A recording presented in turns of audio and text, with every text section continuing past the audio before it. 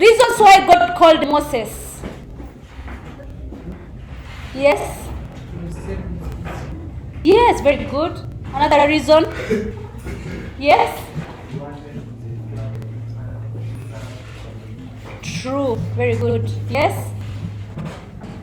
Because Moses, yeah, government Moses and deliver. Yes. So, to fulfill the promises of God made to Abraham of delivering his descendants, to guide the Israelites to the promised land, God used Moses to teach Israelites about his nature, to continue with his mission of salvation plan for mankind, and he wanted Israelites to worship him at Mount Sinai. The nature of God from the call of Moses. Nature of God, yes? God chooses whoever He wants to pass. Yes, very good. Yes, it's omnipotent, very powerful. Sorry? Is holy, very good. Yes.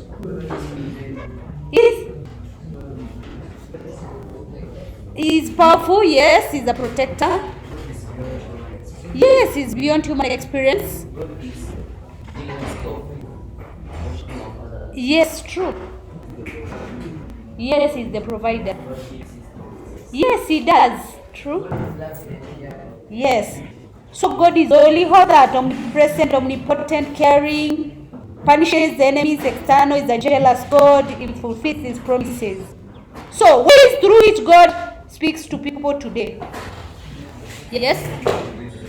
Yes, dreams and visions. Sorry? Yes? Yes, through his word. So through prophets or priests, through natural events like earthquake, through the Bible, through dreams, through visions, through experiences of personal life. So the 10 plagues. Mention the 10 plagues. Yes? Yes, locusts. Yes, true. Yes, none. Sorry? Blood. Flood, yes. Boils. Legs. True. Yes, the death of firstborn son. True. So plague of blood, frogs, gnats, flies, death of livestock, boils, hails, locusts, darkness, and death of firstborns. Firstborn sons. That is the 10th one. So, reasons why Pharaoh was refusing to release the Israelites. Yes?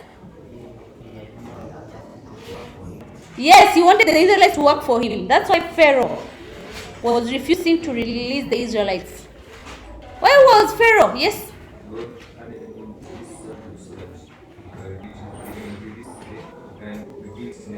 Yes, true. So, he wanted free labor. He wanted them to continue worshipping him as a god. God had hardened his heart to prove his power. God wanted to use him to fulfill the promise he made to Abraham. God had hardened Israelites to continue suffering, to revenge because Egyptians were once ruled by Pharaoh.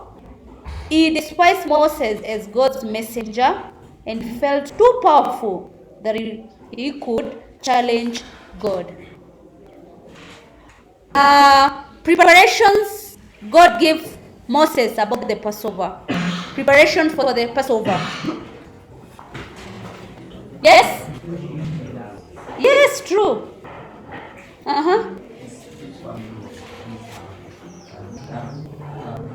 Yes. Yes, to smear blood on the doorpost. Yes, true.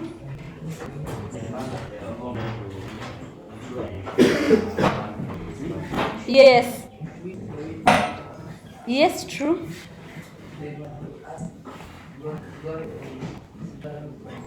The Israeli women were to ask silver from the Egyptian what? women. So when you're asked about instructions and the preparation, they're the same. God gave the Moses about the Passover. Each family had to choose a male lamb, a young goat for his house with no what? Blemish. The animal chosen was to be killed on the evening of the 14th day of that month. A small family that could not finish the whole animal was to share the meal with another. The blood of the slaughtered animal was to be smeared on the doorposts, or you can say the linens. The sacrificial animal was to be roasted whole, with head and inner parts intact. Roasted meat was to be eaten with what? Bitter herbs and unleavened bread. Everything was to be eaten and remains burnt. Israelites were to eat the meat dressed up. Everyone was to remain indoors till morning. No bone of the sacrificial animal was to be broken. The Passover was to be commemorated yearly. Yes. So those are some of them are the ones that you're supposed to repeat when you talk about the events that took place on the Passover what? Passover night. Don't forget that. Now we go to the Exodus.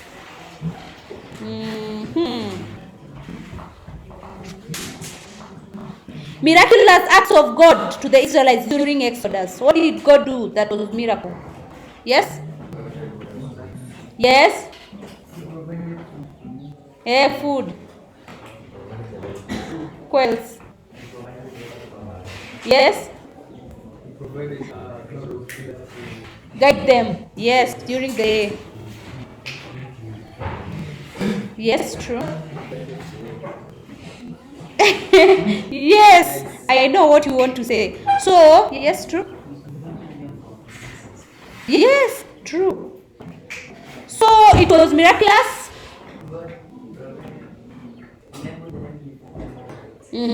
True. Crossing of the Red Sea. He provided them water from Elim and a rock of what? Rephidim. He sweetened the bitter water of Marah. He provided pulse and manna when they got hungry. Yes. God defeated the Amalekites. He gave Israelites a broad snake to heal them from snake bites. Drowned Egyptians and their chariots in the Red Sea when they followed Israelites. He led Israelites during the day with a pillar of cloud, and at night with a pillar of what? Fire. Yes. And he manifested himself physically to them. Let's not talk about the crossing. Let's talk about challenges faced by Moses during Exodus. Challenges, yes? He was a stammerer. He was not, he was a, basically, yes. Challenges, yes? True. They were not patient, very good.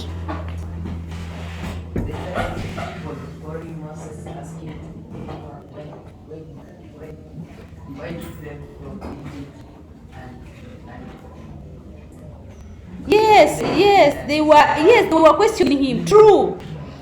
So the challenges faced by Moses are during the Exodus: lack of water for the Israelites, lack of food for the people, attacks from desert communities. Israelites broke the Sinai covenant, threat of the Egyptian army, lack of faith in God. Some people disobeyed him, they were unruly, traveling through unfamiliar routes, constant disputes, managing fatigued people, traveling in hostile climatic conditions, and there were dangers posed by wild animals, snake bites, basically. And they worshipped idols. Yes. I want to look at those questions that...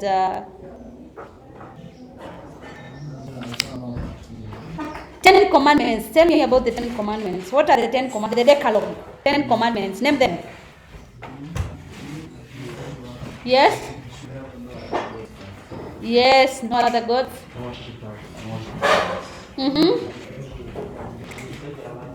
Yes. Yes, no adultery. Yes, Sabbath day. Yes, you should not steal. Yes, you should not accuse your neighbor falsely.